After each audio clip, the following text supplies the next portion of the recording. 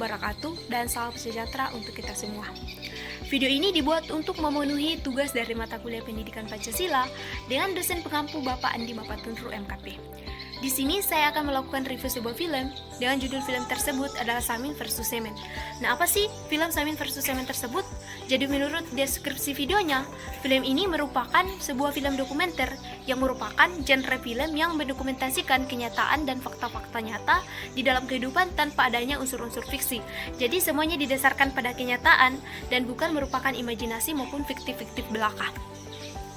Nah, filmnya itu dirilis pada saat perjalanan Ekspedisi Indonesia Biru. Ekspedisi Indonesia Biru ini merupakan perjalanan dari orang-orang yang mengelilingi daerah-daerah di Indonesia dan mendokumentasikan masalah-masalah dan tantangan-tantangan yang ada di dalam masyarakat, termasuk isu-isu lingkungan. Nah, film ini pun kemudian diproduksi selama perjalanan mereka di Pulau Jawa, tepatnya di Jawa Tengah, pada Januari hingga Februari 2015. Jadi film ini mengisahkan tentang pengikut dari ajaran-ajaran Samin. Nah, ajaran-ajaran Samin adalah ajaran-ajaran yang pernah menolak untuk membayar pajak kepada pemerintah kolonial Belanda. Nah, setelah saya cari-cari lagi, ternyata ajaran-ajaran ini juga menolak adanya kapitalisme yang masuk di daerahnya. Nah, pengikut dari ajaran-ajaran Samin ini disebut sebagai orang-orang Samin dan mereka hidup di sepanjang pegunungan Kars Kendeng, Jawa Tengah. Nah, pada tahun 2006, PT Semen Gresik, yaitu sebuah perusahaan semen ternama di Indonesia, ingin membangun sebuah pabrik di Kecamatan Sukolilo, Kabupaten Pati, Jawa Tengah, di mana daerah-daerah atau desa-desa dari orang-orang Samin ini merupakan bagian dari Kecamatan Sukolilo. Nah, warga-warga Samin ini menolak adanya pembangunan pabrik di dalam daerah mereka karena mereka menganggap hal itu dapat mengancam pertanian dan mata air mereka. Meskipun tidak dijelaskan di dalam video, tetapi saya berpendapat bahwa orang-orang dari PT Semen Gresik ini tidak mengindahkan dan tidak mendengarkan perkataan dari orang-orang Samin, jadi terpaksa orang-orang Samin ini menempuh melalui jalur hukum. Nah, terbukti pada tahun 2009, orang-orang Samin ini berhasil memenangi gugatan di Peradilan Tata Usaha Negara atau PT-UN hingga ke Mahkamah Agung.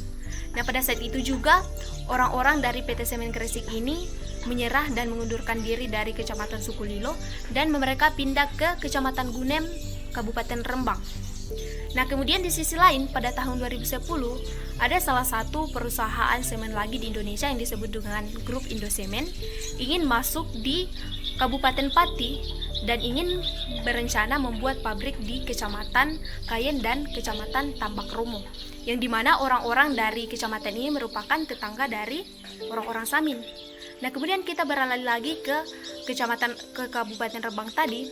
Ternyata setelah 5 tahun berusaha, yaitu dari 2009 hingga 16 Juni 2014 itu, akhirnya mereka berhasil masuk ke Kecamatan Rembang dan melakukan peletakan batu pertama pada tanggal itu juga. Setelah masyarakat Rembang tahu bahwa ternyata PT Semen Gresik Indonesia itu telah melakukan peletakan batu pertama di daerah dan tanpa sepengetahuan mereka sendiri, akhirnya mereka berbondong-bondong terutama kaum perempuan untuk mencegah orang-orang dari pabrik semen tersebut dan kembali memperjuangkan hak-hak dan tanah-tanah mereka. Tetapi sebelum mereka melakukan hal-hal tersebut, ternyata mereka dihadang oleh polisi.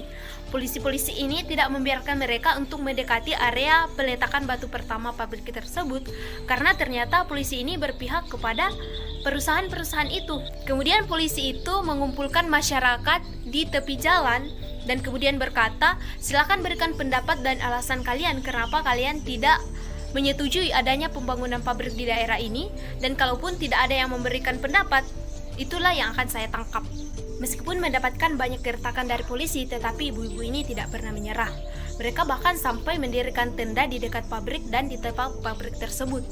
Perjuangan mereka ini bahkan berlangsung di beberapa bulan kemudian, tepatnya di 27 November 2014. Mereka kemudian protes lagi kepada polisi karena polisi masih tidak memberikan jalan kepada mereka untuk memperjuangkan hak-haknya. Justru polisi ini malah membantu kepentingan perusahaan-perusahaan yang mengambil alih hak-hak orang lain. Ternyata bukan hanya polisi yang pro-semen, tetapi masih ada juga masyarakat Rembang yang pro-semen. Nah, menurut Joko Prianto, seorang petani yang merupakan kontra semen, nah orang-orang pro-semen itu sudah menjual tanah mereka sebanyak 30% dan membeli truk dan berpindah profesi dari petani menjadi buru-buru pabrik. Joko Prianto juga berkata bahwa seandainya saat itu mereka tidak melakukan aksi-aksi protes dan melakukan perlawanan terhadap pihak-pihak semen, bisa saja hidup mereka akan terancam dan mereka akan mengalami kemiskinan. Nah, ternyata gerakan-gerakan tersebut itu diprakarsai dan diawali oleh 6 orang tepatnya pada akhir tahun 2011. Nah, kemudian pada tahun 2012, tepatnya di bulan Juni, mereka itu kembali melakukan perlawanan terhadap pihak semen karena mereka menganalisis adanya dampak lingkungan atau AMDAL terhadap pembuatan pabrik semen. Nah, ternyata setelah dianalisis, pembuatan pabrik semen itu akan mencemari air, mencemari udara, sehingga mereka kemudian melakukan perlawanan terhadap pihak-pihak semen tersebut. Tetapi karena jumlah mereka yang saat itu masih sedikit, bukannya kemenangan yang mereka dapatkan, tetapi justru intimidasi berupa gertakan, ancaman, dan itu berasal dari polisi, tentara, preman, dan bahkan pemerintah desa mereka sendiri. Mereka sering diancam akan diculik, mereka dibawakan perang malam-malam, diberikan hinaan, ejekan, bahkan mereka dianggap sebagai PKI dan komunis. Mereka dianggap seperti itu karena gerakan-gerakan mereka ini identik dengan gerakan PKI pada masa Orde Lama. Jadi, gerakan PKI pada masa Orde Lama disebut dengan gerakan kiri, yaitu gerakan yang memprotes kebijakan-kebijakan pemerintah karena mereka merasa bahwa kebijakan pemerintah tersebut menindas mereka. Nah, itulah sebabnya ketika masyarakat Rembang memprotes pemerintah, mereka dianggap sebagai PKI, padahal mereka itu hanya memperjuangkan hak dan tanah mereka. Masyarakat Rembang ini pun bertanya kepada pemerintah, mengapa pemerintah meloloskan dan membiarkan perusahaan semen untuk membangun pabrik di daerah mereka? Nah, alasan pemerintah karena tentang kesejahteraan. Nah, masyarakat Rembang ini sampai bingung, dari mana perusahaan semen ini bisa menyejahterakan mereka, sementara mereka sudah sejahtera dengan tanah mereka yang subur, hasil alam mereka yang melimpah, air gratis, dan justru dengan adanya perusahaan semen ini justru akan menyengsarakan mereka.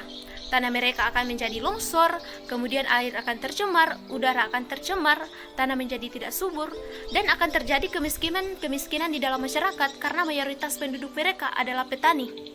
Ternyata bukan hanya masyarakat Rembang yang mengalami hal-hal seperti itu, tetapi juga di beberapa desa di Kabupaten Pati seperti Desa Mojomulyo, Desa Karangawen, Desa Larangan, Desa Tambak Muro, itu semua lahan pertaniannya akan diambil alih oleh perusahaan semen, itu sekitar 180 hektar dari 560 orang petani.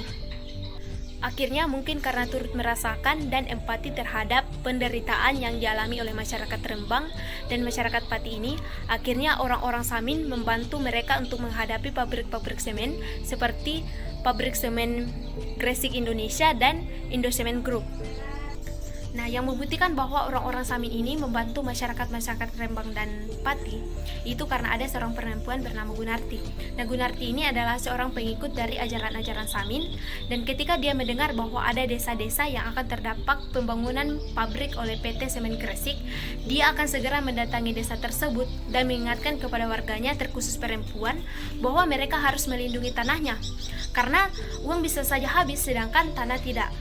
Dia juga berkata bahwa dengan menjaga alam, dengan menggarap tanah, dan dengan melindungi tanah mereka, kebutuhan mereka akan tercukupi.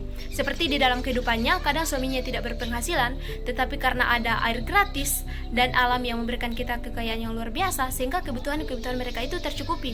Dia juga berkata bahwa lebih baik krisis semen daripada krisis pangan, karena bagi orang desa, rumah dengan tiang bambu itu sudah cukup, asalkan yang penting mereka makan. Kemudian ternyata Gunarti ini tidak menyekolahkan anaknya di sekolah, melainkan dia menyekolahkan anaknya sendiri di rumah, karena bagi mereka, cita-citanya tidak ingin mendapatkan pekerjaan maupun jabatan, tetapi agar memperbaiki tingkah laku dan ucapan lebih baik lagi. Nah, itulah sebabnya dia membantu orang-orang yang kesusahan. Nah, dia juga berkata kepada orang-orang, meskipun mengalahkan PT Semen Gresik itu susah, karena mereka dibantu oleh polisi, TNI, preman, bahkan pemerintah, tetapi asalkan mereka bersatu, mereka akan bisa mengalahkan orang-orang tersebut. Di film itu juga dijelaskan bahwa salah satu alasan lain dari penduduk-penduduk mengapa mereka tidak ingin menjual tanahnya kepada pihak semen, karena mereka berkata bahwa tanah-tanah tersebut adalah tanah warisan. Nah, ketika mereka menjualnya, maka anaknya nanti itu akan makan apa? Kemudian warga-warga lain berharap bahwa NU di seluruh Indonesia itu akan memperhatikan mereka, karena mereka tidak ingin dan benar-benar tidak mau diperhamba oleh uang. Mereka hanya ingin hidup damai tanpa adanya unsur-unsur paksaan dari orang lain yang ingin mengambil tanahnya, karena tanah itu adalah tanah yang ingin mereka garap. Karena mayoritas penduduk mereka adalah petani, dan ketika mereka tidak bertani, maka mereka nantinya akan makan apa? Kemudian seorang laki-laki bernama Guretno, dia juga berkata bahwa ketika PT Semen ini benar-benar ingin membangun pabrik di seluruh daerah, maka bangunlah di daerah yang jarang penduduknya, jangan di daerah yang padat penduduknya seperti Jawa, karena dia bisa saja mengganggu ekonomi masyarakat yang ada di sana. Dia bisa memperluas pembangunan di daerah-daerah misalnya di Irian Jaya, kemudian di daerah-daerah lain yang jarang penduduknya. Kemudian di bagian akhir film tersebut ditayangkan kondisi dari Kabupaten Tuban, Jawa Timur setelah 20 tahun penambangan untuk mencari bahan baku semen. Jadi kondisi di sana itu benar-benar hancur, kemudian pencemaran udara terjadi di mana-mana, bahkan debu-debu katanya sampai di pemukiman penduduk. Nah, di sana warga-warga diwawancarai dan kemudian didapatlah fakta bahwa ternyata pada zaman Orde Baru, warga-warga itu terpaksa dan dipaksa untuk menjual tanahnya. Karena kalau ketika mereka membandel dan tidak mengikuti aturan-aturan tersebut, mereka akan merasakan akibatnya. Bahkan ada seorang kakek yang diwawancarai juga, ternyata dia tidak ingin menjual tanahnya, tetapi dia dipaksa dan ditakut-takuti oleh orang-orang yang berbadan besar dan berbaju hijau. Nah, dia anak-anaknya pun terpaksa menjual tanah-tanahnya tersebut, dan dia juga berani menjual tanahnya karena dia dijanjikan bahwa ketika dia menjual tanahnya, maka dia akan dipekerjakan dan dia juga hanya akan menambang tanah itu sedalam 1 meter. Tetapi yang terjadi, dia hanya sekali diberikan pekerjaan, itu pun hanya untuk menjaga tanaman, dan kemudian mereka terus menggali tanah tersebut, dan bahkan kata bapak-bapak itu mereka sudah bisa mencapai langit di bagian bawah. Nah, saat film ini diproduksi, petani Gunem di Rembang masih bertahan di tenda bersama warga-warga Pati. Mereka menunggu putusan di Peradilan Tata Usaha Negara untuk melawan PT Semen Indonesia. Kemudian untuk warga Kayen dan Tamakromo itu mereka terus melakukan usahanya untuk menjaga grup Indosemen.